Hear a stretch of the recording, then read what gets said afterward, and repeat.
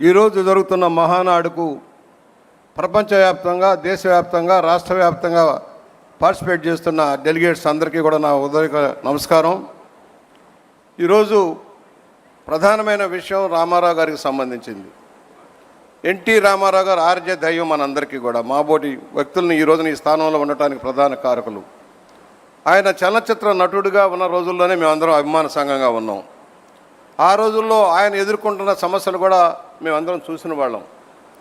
ముందుగా ఎన్టీఆర్ సంఘ సభ్యులకి హింట్ చేసేవారు. నేను కూడా రాజకీయాల్లోకి వద్దామని ఆలోచనలో ఉన్నానని హింట్ చేసేవారు, కానీ ఎప్పుడు వస్తారు ఏమిటని చెప్పేవారు కాదు. కానీ తెలుగువారి ఆత్మగౌరవం దెబ్బతిని మదరాసులుగా పిలువబడుతూ ఏకఛత్రాధిపత్యంగా ఏలుతున్న కాంగ్రెస్ పార్టీ దుశ్చీతి వల్ల వాళ్ళ రాష్ట్రం దెబ్బతింటుంది, తెలుగువారి ఆత్మగౌరవం దెబ్బతింటుందన్న భావంలో మరి 82 మార్చి 29వ తారీఖున ఆదర్శ నగర్ హైదరాబాద్ క్వార్టర్స్లో ప్రకటన చేసినప్పుడు కొద్ది మందితో మొదలైంది, కొన్ని వేల మందికి పోగైంది. ఆ రోజున పెద్ద వాళ్ళు ఎవరో పార్టీకి అండదండలు అందించాలి. పారిశ్రామికవేత్తలు కానీ పెద్ద పెద్ద భూస్వాములు కానీ ఎవరూ లేరు. సామాన్య కార్యకర్తలే రామారావు గారికి అండగా నిలబడ్డారు. సామాన్య రైతు కూలీలు కానీ, డ్రైవర్లు కానీ, ఆటో వాళ్ళు కానీ, రిక్షా వాళ్ళు కానీ వీళ్ళంతా సపోర్ట్ చేశారు. ఆ రోజున పాత డొక్కు చైతన్య రథంతో కార్యక్రమం మొదలైంది. హరికృష్ణ గారి సారథ్యంలో పాత డొక్కు. ఆయన ఎవరైనా పేదవాడు వచ్చి అంబలిస్తే తాగేవాడు. పెద్దవాడు ఇచ్చాడా, విషం ఇచ్చాడా, ఏమిచ్చాడా చూసుకున్నారు కదా. అభిమానంగా ఎవరు ఏం తెచ్చిచ్చినా స్వీకరించేసి పాదయాత్ర చేశారు. 7 నెలల పాటు నిరంతరాయంగా మండు టెండల్లో, తుఫాన్లో కూడా ఆపకుండా ప్రయాణాలు చేశారు. ఆయన అధికారంలో రావడానికి కష్టపడ్డారు. ఆ రోజున చాలామంది అన్నారు కమ్యూనిస్టులు సహకారం కావాలి, వారు లేకపోతే మనం పరిపాలన చేయలేము అని పెద్దలు చెప్పినా కూడా ఆ రోజున కమ్యూనిస్టు ఉద్యమకారులు వేరే రకంగా ఆలోచించడంలో వారు లేకుండానే ఏకంగా అన్ని సీట్లు కూడా పోటీ చేసి విజయం సాధించిన విషయం మీకు తెలుసు. వచ్చిన తర్వాత కూడా కాంగ్రెస్ పార్టీ ఆయన వదల్లా. చలనచిత్ర నటుడిగా మీకు తెలుసు, అనేక ఉన్నత స్థితిలో నుంచి టాప్ మూవీస్ ఆఖరి రోజుల్లో ఆయన షష్టిపూర్తి జరిగే నాటికి టాప్ మూవీస్ అన్నీ కూడా ఆయనయ్యాయి.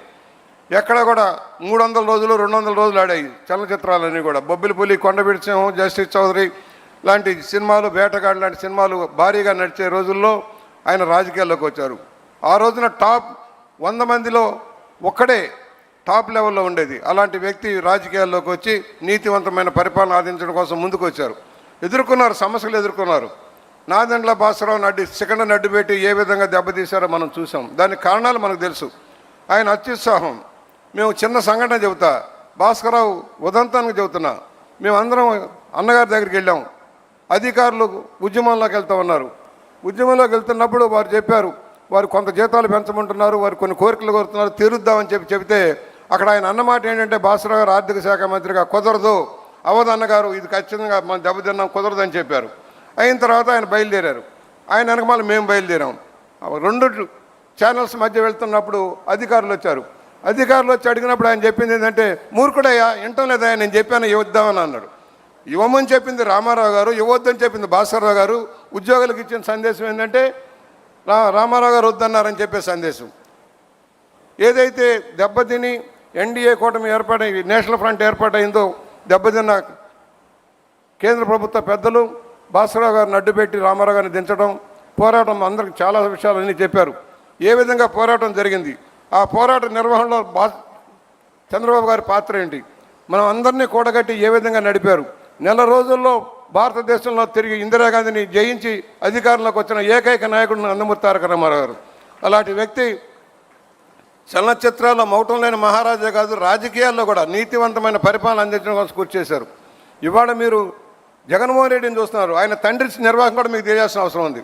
రామారావు గారు కేవలం విద్యుత్ శక్తి ప్రాజెక్టుగా ఉన్న శ్రీశైలం ప్రాజెక్టుని మంచినీరు, తాగునీరు, సాగునీరు ఇచ్చేదానికి తెలుగు గంగతో మొదలు పెడితే దాన్ని అడ్డుకోవడం కోసం మిగులు జలాలు, నికర జలాలను వంకబెట్టి ఇతర రాష్ట్రాలకు ఆయుధాలు ఇచ్చి ఆలమట్టి లాంటి ప్రాజెక్టుల నిర్మాణం చేసి మనకి ఇబ్బంది కలిగించిన చరిత్ర రాజశేఖర రెడ్డిది. ఆ విధంగానే అదే కాకుండా ఏదైతే హిటాచి కుంభకోణం అని కోర్టులో కేసు వేయించాడు. అసలు ఆలు లేదు, సూలు లేదు, మొగుడు పేరు సోమలింగం ఉన్నట్టుగా ఏమీ లేని హిటాచి కుంభకోణం చేశారు. రామారావు గారు లంచాలు తీసుకున్నారని చెప్పే స్థాయికి ఎదిగి కోర్టులో విచారణకు రమ్మంటే పారిపోయిన పెద్ద మనిషి రాజశేఖర రెడ్డి. ఆయన కొడుకే కనుక ఇప్పుడు ఈ పరిపాలనలో ఏ విధంగా ఉందో మనం చూసాం. ఒక నికృష్టపు రాజకీయాలు చేసి అరాచక ఆటక విధానాలతో రాష్ట్రాన్ని నాశనం చేసిన వ్యక్తి రామారావు గారు. అనేక సంస్కృతులు, నేను మళ్ళా రిపీట్ చేయట్లేదు, అనేక సంస్కరణలు తెచ్చారు, మాండలిక వ్యవస్థ తెచ్చారు, క్రాంతి పథం ద్వారా అభివృద్ధి కార్యక్రమాలు చేశారు. కిలో ₹2 బియ్యం ఇచ్చినా, పక్కా గృహాలు నిర్మించిన జనతా బట్టలు అది రాష్ట్రానికి దేశానికి ఆదర్శవంతం అయ్యారు. దాన్ని ముందుకు పునఃపుచ్చే చంద్రబాబు గారు తీసుకున్న విజన్ 2020 అద్భుతమైంది. రాష్ట్రాన్ని రాబోయే 20 ఏళ్లలో ఏ విధంగా అభివృద్ధి చేయాలన్న నిర్ణయంలో చేసినప్పుడు ఎగతాళి చేశారు. రామారావు గారు పార్టీ పెట్టినప్పుడు ఎగతాళి చేశారు. రంగులు వేసుకున్న వాడికి రాజకీయాలు ఎందుకన్నారు. వాళ్లే మళ్ళీ రామారావు గారి దగ్గర వచ్చి కలిసిపోతామని చెప్పిన విధానం. కుడి ఎడమల అందరినీ ఏకం చేసిన వ్యక్తి రామారావు గారు. బీజేపీని, కమ్యూనిస్టుల్ని, ప్రాంతీయ పార్టీలను ఏకం చేసి ప్రాంతీయ పార్టీ ఆరాధ్యంలో నేషనల్ ఫ్రంట్ నడిచేలాగా చేసి దేశానికి కాంగ్రెస్ని దూరంగా పెట్టిన వ్యక్తి రామారావు గారు. అలాంటి వ్యక్తి సారథ్యంలో తెలుగుదేశం లక్షలాది మంది కార్యకర్తలకు, ఇక్కడ చిన్న ఎగ్జాంపుల్ సార్, నన్ను మోహన్ రెడ్డి గారిని ఎక్కించుకొని గండిపేట తీసుకెళ్లారు రామారావు గారు. గండిపేట వెళ్తున్నప్పుడు తీసుకెళ్ళాక ఒకటే చెప్పారు, ఇక్కడ మన పార్టీ కార్యాలయం నిర్మాణం చేస్తుంటే నేను ఆశ్చర్యపోయాను.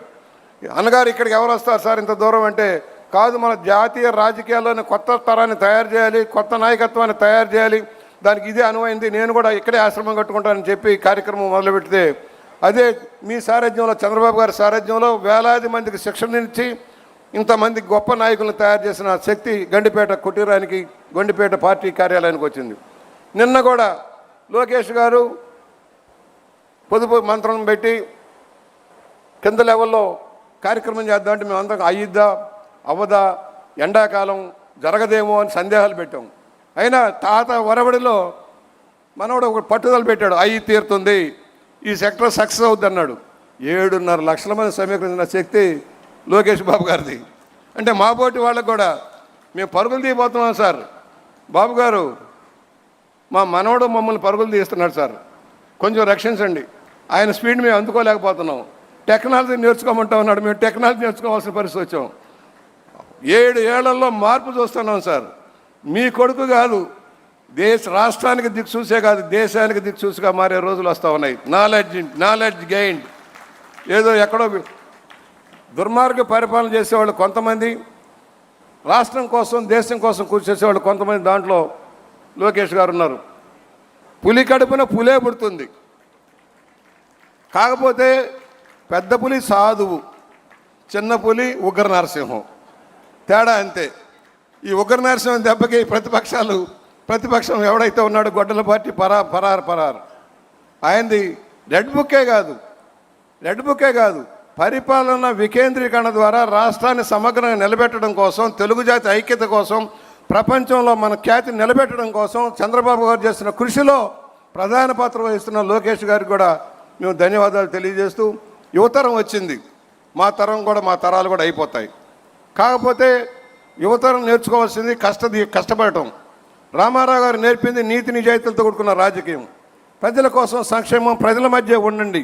ఒకప్పుడు ఒకే చిన్న లాస్ట్ పాయింట్ సార్, బాగారెడ్డి గారు నన్ను పిలిచి, ఏంటి బుచ్చిగా మేము ఎప్పుడు ఓట్లకు కూడా వెళ్ళలేదు, ఇవాళ మీ రామారావు గారు ఏంటి ఇంటింటికి వెళ్ళాలి, గడప గడపకి వెళ్ళాలి అంటున్నారు, ఇదేమి రాజకీయం అయ్యా, మేము చచ్చిపోతాం మళ్ళీ తిరగలేం కదా అన్నారు.